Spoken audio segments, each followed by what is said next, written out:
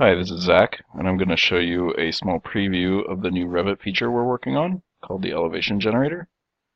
What this allows you to do is select a curtain wall from an architectural model, generate from selected, and it'll show you that wall and its square footage.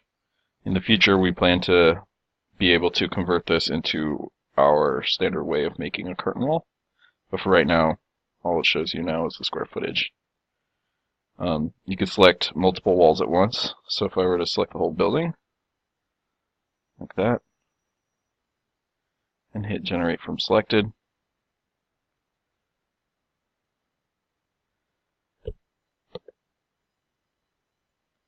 it'll show me a preview of the things that I have selected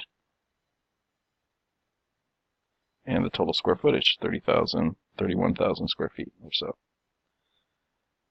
And that's all it does so far, but in the future we'll be able to create the elevations that we use in engineering for use in estimating and as well as to pass on to make the shop drawings.